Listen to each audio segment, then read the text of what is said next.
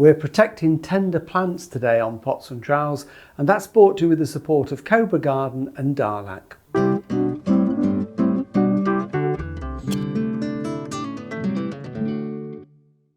Hello and welcome to Pots and Trowels. Well, today I'm back in the greenhouse just bringing in a few tender plants that have been outside through the summer. Now we're using the greenhouse. It isn't finished. The structure is up. We were in here, of course, only last week. I've got a lot of work to do in here. We've got to get power in here so we can eventually have a heater and the propagator. I want to lay some paving and a path and some gravel beds and soil beds so we can grow in it. And that isn't really going to happen until the spring. And I need the greenhouse now for overwintering some of the plants that need that little bit of protection. So all we've done, just as a halfway house to get it up and running, is we've put some black ground cover fabric on the floor. That will just stop any weed growth and let the water through. And then we've put down a few old slabs that we've taken up while we've been doing some work in the garden, just to recycle them so we've got at least something to walk on in here. So the greenhouse is perfectly usable for the time being. And of course you can't have an empty greenhouse. It's got to have plants in it all through the year.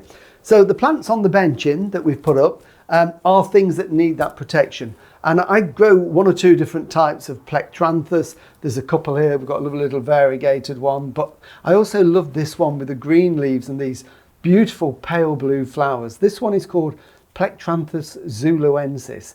And it flowers and flowers and flowers well into the autumn. And there's lots of buds appearing on this. So I think in the greenhouse, where it's got that little protection, this will probably go on for many more weeks until it turns cool. And then I'll just trim it back a little bit. Same with the pelargoniums. I've bought some pelargoniums in here. These are the regal pelargoniums. They've pretty much stopped flowering now. These have flowered all summer. What I do with these is I give them a trim. Now, if you wanted to enjoy the lovely variegated forms for a little bit longer, you can, but what you'd need to do is to take off all these dead leaves. These have been outside. I haven't been picking them over regularly for the last few weeks, and you get lots of dead leaves in there. So certainly if you're bringing any plants in, it's always a good idea to make sure that you take any brown dead leaves off, any dead stems or anything like that. So spend 10 minutes just tidying through that. It looks better, but it allows the air to flow through. These dead leaves aren't going to get damp and mouldy. But what I do tend to do then is to cut them down. And this is one that I've already cut down. This was exactly the same size as this one here. And it's had a bit of a trim with my pair of trusty secateurs. And I'm cutting it back to the older wood because these regal pelargoniums you can keep for a number of years. And by cutting them back, it keeps them nice and bushy and compact the following summer. And what will happen over the next few weeks, as long as it isn't too cold, we'll start to get some little small shoots that develop and they will overwinter.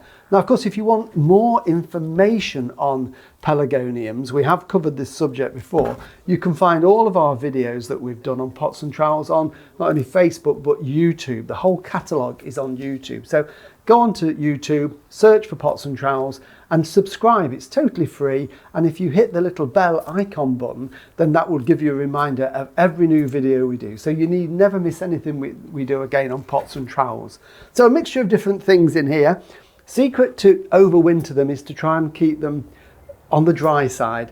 Plants will stand temperatures lower if the compost around the roots isn't too wet. They hate cold and wet, but they'll stand cold and dry. So although we don't let them dry out completely, because what that would do basically would kill them, we let them almost dry out, and you can feel the pot. This is quite heavy. It's been out in the rain, but after a week or two in here, it will feel much lighter. And when I feel the compost is dry, I'll give it just a very small amount of water. So I'm keeping it on the dry side more than anything, and they will then tick over much better. Now, I will eventually put some heating in here, but at the moment there's no heating. So I'm relying on the sun on lovely days to get a bit of warmth and build up the heat in the floor just to keep the frost off. But what I also do have, if Jill can just come over here with me, is I've got a maximum minimum thermometer. And the maximum minimum thermometer is invaluable if you've got a greenhouse. It tells you what the temperature's been maximum, it tells you what it's been on the lowest. It's got a reset button. If I push the reset button there, I normally do this every morning, push the reset button, it's now telling me that the temperature in here is 16.4 degrees Celsius, or I can push the other button and it tells me it's 61.5 Fahrenheit. So whether you want Fahrenheit or Celsius, that's the one. But what it will do is record the overnight lows and the daytime highs. So you've got some gauge. And if I listen to the forecast one night, it's been very mild for the last few weeks, but if it does turn cooler in the next few weeks, here we are now, November, it's going to turn cooler sooner or later, then what I'll do is make sure that I close the greenhouse up mid-afternoon while it's still got a bit of heat here. And I always have some of this on hand. This is garden fleece, and this is an amazing product used extensively commercially. And if you double it up, then it will give about 3 degrees of frost protection. So it would have to be very cold out here to damage anything. And what I would do is I would very carefully, I'm just going to throw that over now, but I would drape my fleece down the backside as well and just make them in a tent of fleece like that. And that will keep them a little bit nice and cozy in there and just give them that bit more protection. So I'm hoping I can get pretty much everything through. Same goes just very quickly to the citrus. We've got the citrus here. Again, these have been out all through the summer, but just need that little bit of frost protection in the winter. They'll stand it quite cool, again, as long as I don't overwater them. So I need to keep them watered enough to tick them over, but not soggy. So we've got little calamondin, we've got an orange there that's just starting to produce some fruits, and then we've got the lime that's got a few fruits on. So I can keep these ticking over, and again, if it gets really cold, what I'll do is get the fleece out, cover them over, and hopefully everything will be absolutely fine until spring when the weather starts to warm up again.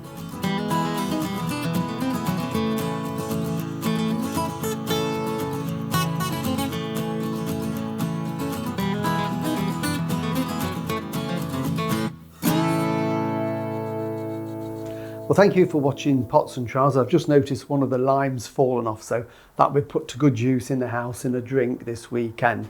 We'll be back again next week when we'll be doing more tips from the garden, so we'll see you then. Bye.